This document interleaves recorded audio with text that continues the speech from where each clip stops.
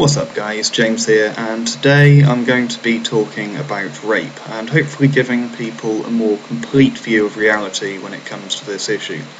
I understand that of course this is an extremely emotive topic for most people, so if you're easily offended, I urge you to stop watching now. This is your last chance.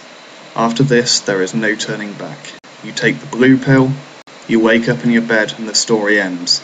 You believe whatever you want to believe. You take the red pill, and I show you just how deep the rabbit hole goes.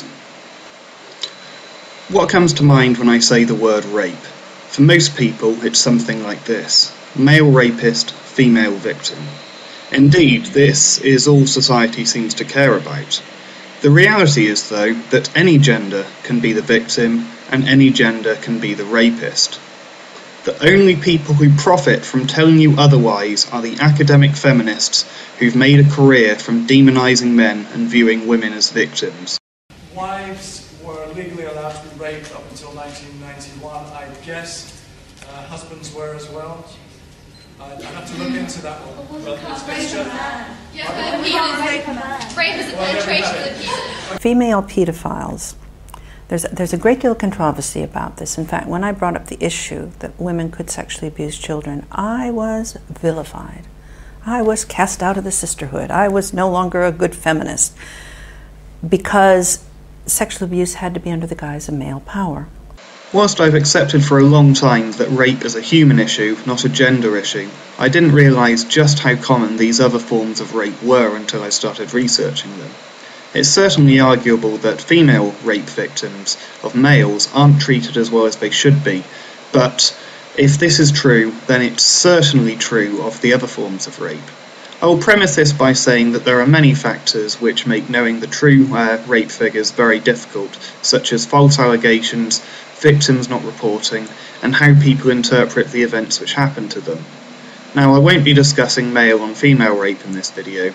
It's certainly not my intention to trivialise these cases. Indeed, I view all rape as equally bad. However, the other forms of rape are given virtually no recognition. Rape is often motivated far more by power than sexual attraction, but for simplicity's sake I shall be referring to gay, lesbian and heterosexual rape during the course of this video. There are three ways which women could rape males. Adult women can commit statutory rape against underage boys, forced sex acts such as penetration with the fingers, forced oral and that kind of thing, and finally, rape by envelopment, forcing the man to penetrate the woman against his will.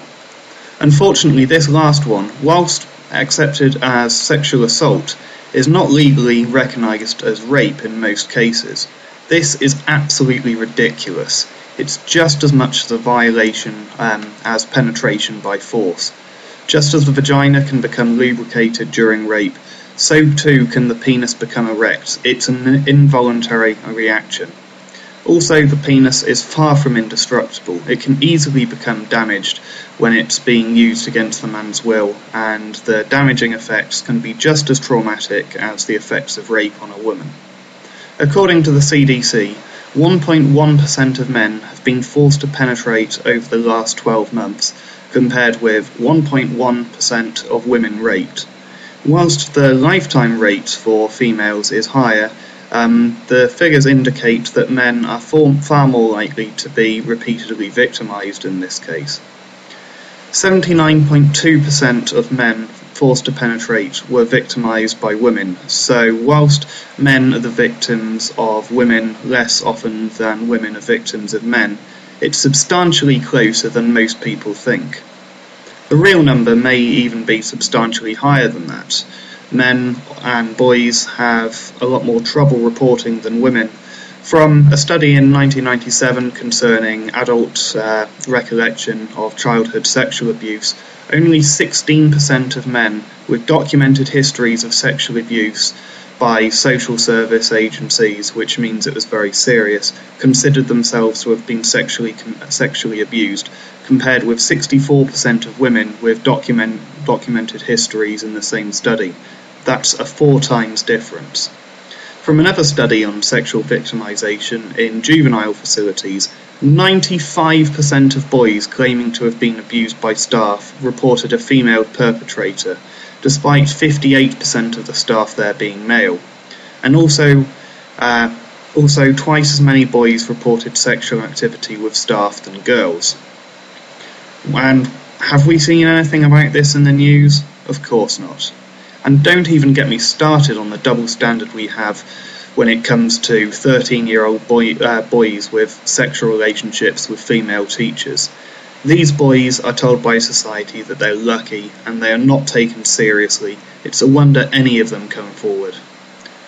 The website 1in6.org reports a total sexual abuse rate to be higher than 1 in 6 before a man reaches the age of 18, though this includes male and female offenders. Of course, they don't include genital mutilation, which would put the worldwide rate higher than 1 in 3 by itself.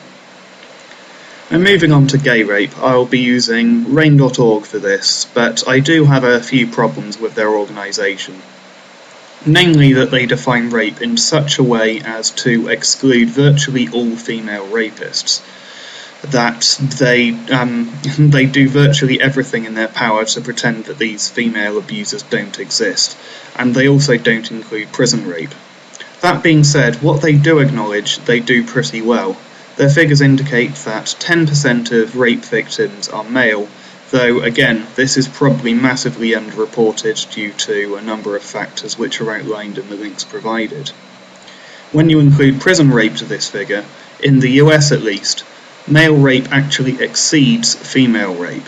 As for lesbian rape, one study found that 31% reported forced sexual encounters compared with 12% for gay men.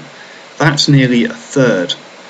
Now, one critique of this study suggested that women are simply more able to identify this behaviour than men, but again, that simply doesn't help the case that rape and sexual assault is a female issue.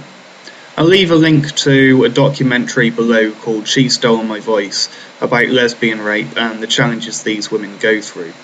I've even met lesbians who are unable to talk to it about feminists, in some cases even being raped by feminists. Now, this truly sickens me more than any other drivel these academic feminists pump out. It goes to show that demonising men and viewing women as innocent is more important to them than actually helping women. It's about time we stop viewing rape as something that men do to women, but view it as something that people do to people. That is the only way we're ever going to make progress in eliminating it. For more information, please check out some of the links below, and I'll see you next time. Ciao for now.